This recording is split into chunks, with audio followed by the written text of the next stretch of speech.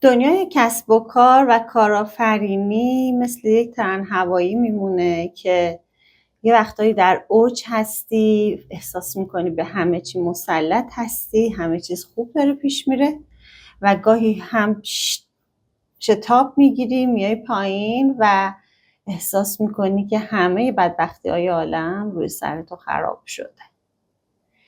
اولین چیزی که یک کارآفرین به خصوص در شروع کارآفرینی باید بدونه اینه که استرس جزء لاینفک کارآفرینی و کسب و کار هست و باید بدونه که چطوری میتونه با این استرس زندگی بکنه، کار بکنه و بهره‌وری بالاتری داشته باشه تا کم کم که به اوضاع مسلط شد بتونه استرسش رو کم و کمتر بکنه. من مرضیه فیضی، دکترای روانشناسی بالینی از علوم پزشکی شهید بهشتی هستم و بیشتر از 10 سال هست که دارم با دانشجویان و مراجعان متفاوتی کار میکنم و این تجربم رو به صورت آموزش هایی در اختیار شما قرار میدم تا بتونید کسب و کارتون رو خیلی بهتر و محکمتر پیش ببرید و نتایجی که دوست دارید رو از اون بگیرید. توی این ویدیو میخوام درباره استرس های کارآفرینی و کسب و کار صحبت بکنم و اینکه چطوری شما میتونید از پس این استرس ها بر بیاید و اونها رو مدیریت بکنید.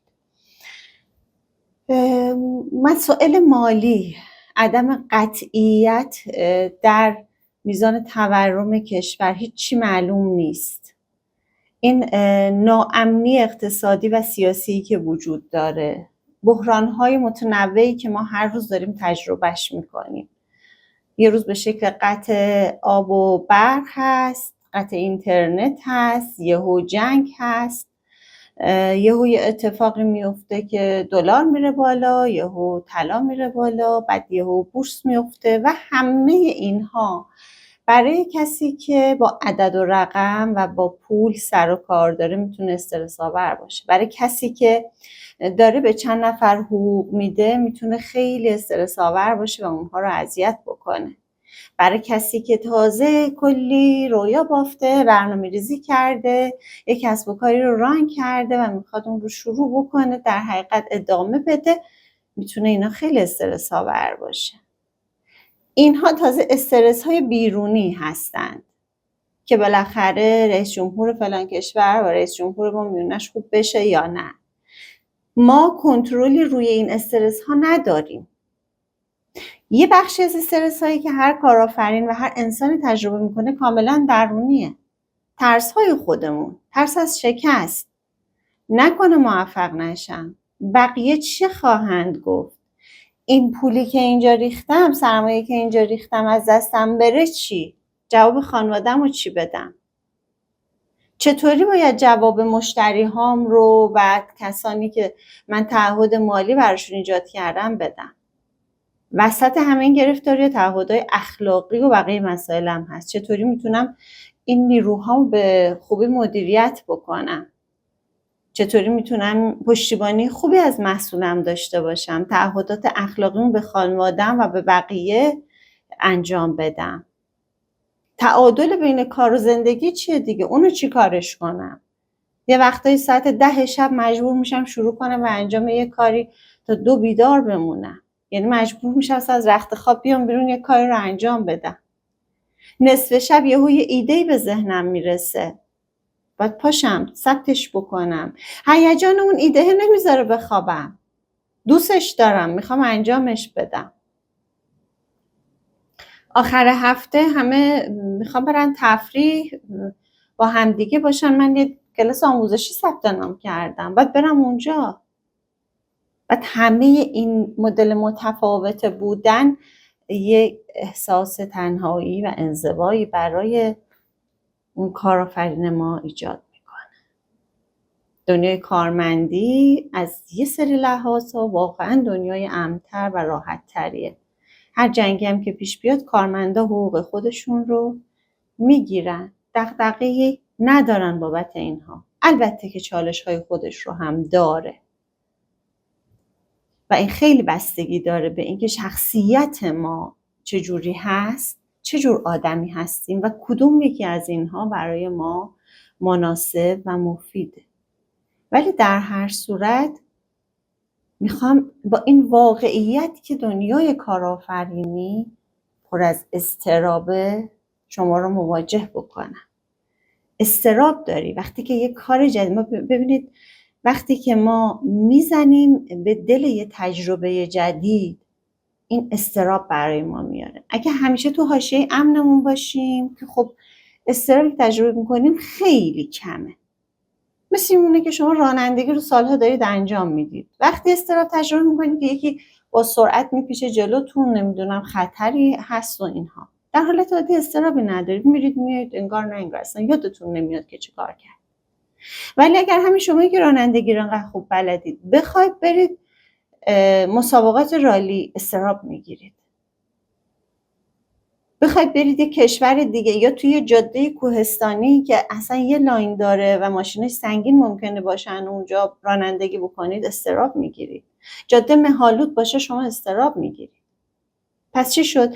وقتی شرایط امن و امانه، اضطراب خیلی معنا پیدا نمیکنه دیگه. استرس ما خیلی تجربه نمیکنیم. ولی وقتی که اوضاع اینجوریه که در هم پیچیده میشه و من خیلی در حقیقت از حاشیه امن اومدم بیرون، خیلی راحت نیستم با اون فضا، اضطراب رو تجربه میکنم. کسب و کارم پر از ریسکه. نمیشه بگم من کسب و کار دارم ولی هیچ ریسکی نمیکنم. چک میدم، چک میگیرم، تعهد مالی میدم، ایده میزنم، ایده میگیره، نمیگیره، نیروی جدید میارم، میخواد بره، قبض آب و برق و اجاره و نمیدونم هزینه نیروها هست. اینا همه اضطراب میتونه بیاره. بعد اصلا از همه مهمتر، آیا این کاره بگیره؟ اگر در شروع راه باشید این خیلی تجربه میکنید، آیا بالاخره این کاره میگیره نمیگیره؟ اگه نگیره چی کار کنم؟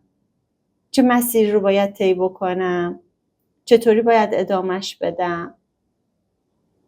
و همه اینها در مجموع میتونه به ما فشار بیاره و اضطراب و استرس رو برای ما ایجاد بکنه. پس اولین چیزی که شما به عنوان یک کارآفرین، به عنوان کسی که کسب و کاری دارید باید بپذیرید اینه که اضطراب و استرس رو نسبت به گذشته خودتون بیشتر تجربه خواهید کرد. حالا نمیخوام بگم همش سیاهه و دیگه تصویر همینه و نه، اینجوریه که شما موفقیتایی به دست میارید، شادی‌هایی با خودش میاره و همه اینها. ما به اون تیکش الان کار نداریم. الان میخوام ببینیم خیلی خوب این اضطراب روی میزه، من چه کارش بکنم؟ دارم بهتون میگم اولین گام پذیرشه. من ببینم اضطراب دارم. روانشناسی اکت میگه که تو باید اول بپذیری، آگاه بشی به اضطرابت و اون رو بپذیری. ما قرار نیست سوپرمن بازی در بریم، نه من که اضطرابی ندارم، حالا اصلا من آفریده شدم برای کسب و کار، کارآفرینی، مگه بقیه اضطراب دارن؟ جف بیزوس بهترین آدم شادیه که من میشناسم، کسب و کار خیلی بزرگی داره، اوکی.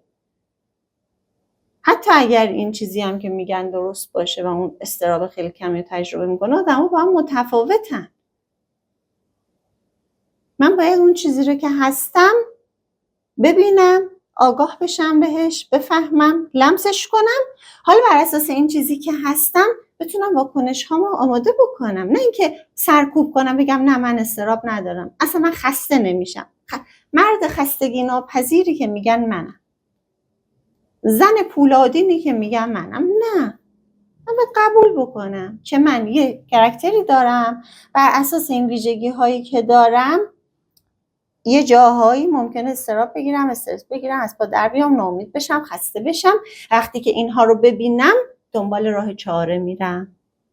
تا وقتی که سرکوبش بکنم که من نمیدونم که اینو دارم که حالا برم. مثل اونه که شما دیابتو میگن خیلی بیماری مرموزیه به خاطر اینکه هیچ علامتی نداره، یهو کار به جایی میرسونه که واو مثلا نابینایی ایجاد کرد، یه ناتوانی شدید ایجاد کرد.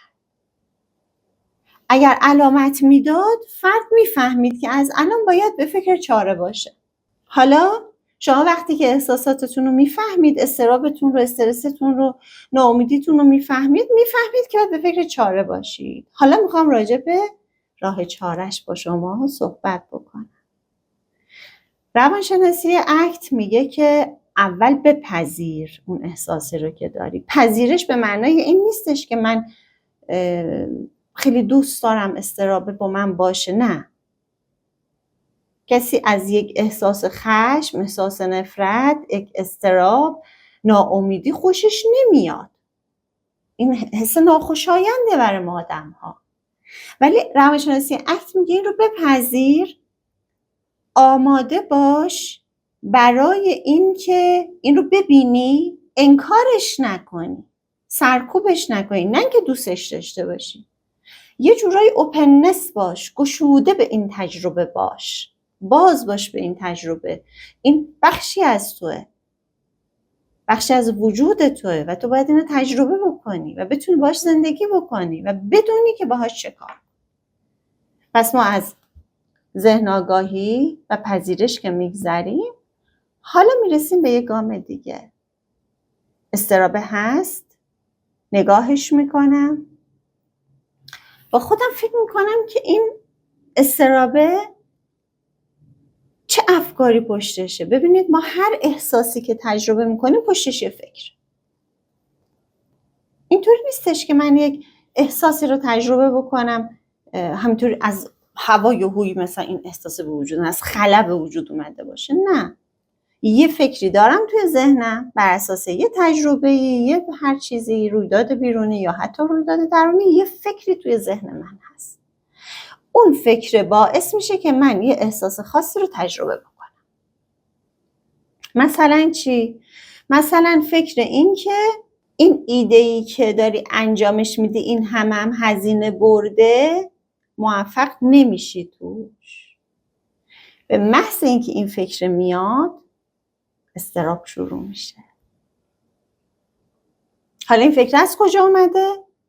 ممکنه بر اساس تجربیات قبلی من باشه، یا یعنی واقعا مثلا یه جاهای موفق نشدم، این هی داره آلارم زنگ خطرش صدا میده، میگه میخواد بگه که ببین مواظب باشه مثلا نکنه موفق نشی یا ضرر کنی. ممکنه هست اصلا هیچ فکت بیرونی وجود نداشته، من تو خیلی از کارام موفق بودم، ولی بر اساس طرحواره‌های من، بر اساس تجربیات کودکی من، بر اساس اون مدلی که همیشه از خودم ادراک دارم، اینه که بابا تو موفق نمیشه. یک تو نمیتونی، من میدونم که نمیشه ای داری تو ذهن. اون شخصیت گالیله بود توی کارتون گالیله. من میدونم نمیشه، این همیشه هست باهات. هر کاری میخوای شروع کنی شروع میکنه به گفتن. حالا اینجا هنر ما خودشو نشون میده. فکر نکنید کارآفرینی، کسب و کار داشتن فقط اینه که بریم استراتژی های فروش رو یاد بگیریم. اولین جنگ ما با خودمونه.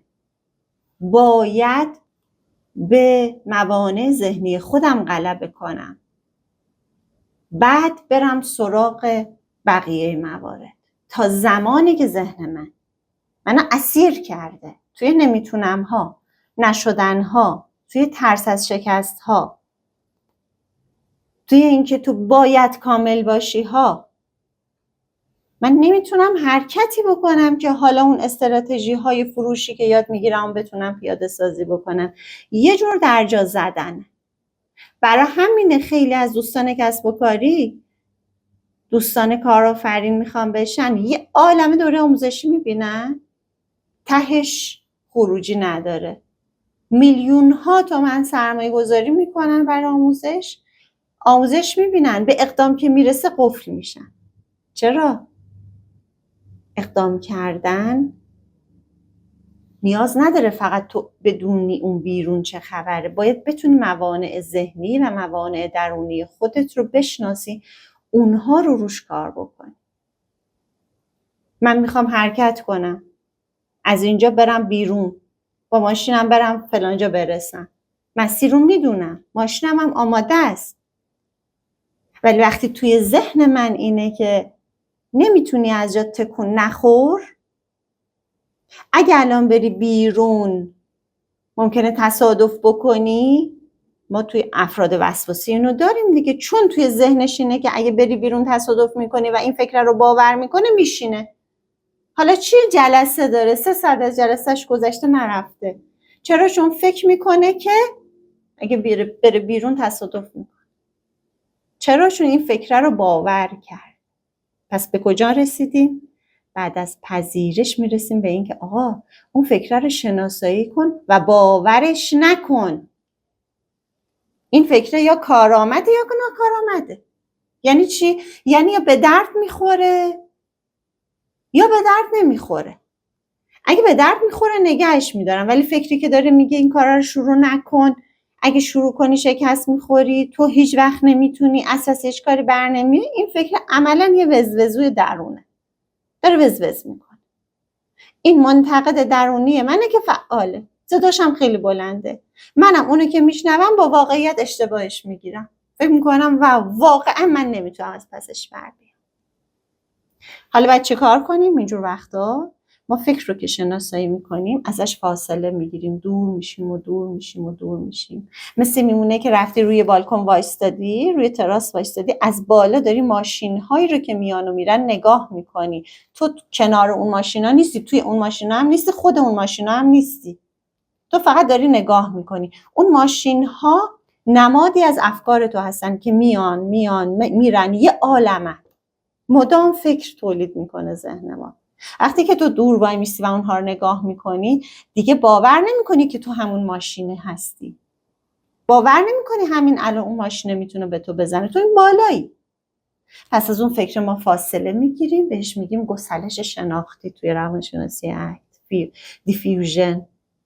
ازش فاصله میگیرم، دور وای میستم، نگاهش میکنم، بعدم بهش میگم نگاه کن، من قرار بوده برم بیرون، تو هی میگه اگه بری تصادف میکنی، من ولی باید برم، نمیخوام به حرف تو گوش بدم. تو نه یه بار، نه 2 بار، نه 100 بار، نه 1000 بار، همیشه به من یه چیزهایی گفتی که درست از آب در نیومده، چرا باید به حرفت گوش کنم؟ بعد اون میگه نه، فکت میاره، میگه که آها کی گفته درست در نیامده، یادت فلان روز اینو گفتم درست در اومده؟ میگم باشه خیلی خوب، اون یه دونه درست در اومد، اما اون 100,000 تا دیگه که گفتی که غلط در اومد. حالا از کجا معلوم این درست در اومده؟ حالا میرسیم به چی؟ به اقدام متعهدانه توی عید. ارزش من چیه؟ ارزش من اینه که برم به اون جلسه برسم. من آن تایم بودن جز ارزش هامه، هدفم اینه برسم به جلسه. پس اقدام میکنم. با وجود این که اون فکر منو میترسونه، قرص و محکم قدم برمیدارم به جلو. اون صداه میگه تو نمیتونی، میگم باشه، تو هرچی دوست داری بگی بگو. اگه نتونستم ازش درس میگیرم، دوباره شروع میکنم. من میخوام این مسیره رو برم. تو هرچی میخوای بگی بگو. و شروع میکنم. کارهایی انجام میدم در راستای ارزش هام و هدفم. یهویی هم نمیرم یه کار بزرگی انجام بدم، اون میگه نه تو نمیتونی معامله کنی، بعد یهو برم یه معامله سنگین ببندم که دیگه فلج بشم. نه، خورد میکنم گام هامو. اقدام متعهدانه اینجوریه که خورد میکنم، ریز ریز، تیکه تیکه کارا رو انجام میدم، بررسی هم میکنم، اما اسیر ترسم نمیشم. اینجاست که آزادی انسان رخ میده. تا زمانی که ترس من، اضطراب من، استرس من، خشم من رو دور کرده از انجام کارهایی که دوستشون دارم، لازم و ضروریه تو زندگیم، بهشون نیاز دارم، من اسیر اونها. مثل میمونه که اینها، این احساسات ناخوشایند، این افکار ناخوشایند، افسار منو گرفتن، میکشن سمت خودشون. ولی وقتی که من آگاهانه انتخاب میکنم که به حرف این ترسا گوش ندم، بترسم و انجامش بدم، اتفاقی که میفته چیز دیگری است. اتفاقی که میفته اینه که من با وجود اینکه ترسیدم رفتم، و دیگه حالا من افسار اینا رو به دست گرفتم. اونا نیستن که منو میکشن هر جا که دلشون میخواد. منم که اینا رو کنترل میکنم. منم که به زانو در نیومدم. اجازه ندادم که اینها منو به زانو در بیارن. من به مسیرم ادامه میدم با وجود درد، ترس، اضطراب، خستگی، ناامیدی. این اون نقطه مهمیه، نقطه عطفیه که هر کسب و کاری و هر کارآفرینی باید بدونه. امیدوارم که محتوای این ویدیو رو دوست داشتین. توی ویدیوهای بعدی با من همراه باشید. میخوام درباره تمام موانع ذهنی که در مسیر پیشرفت کسب و کار شما هست باهاتون صحبت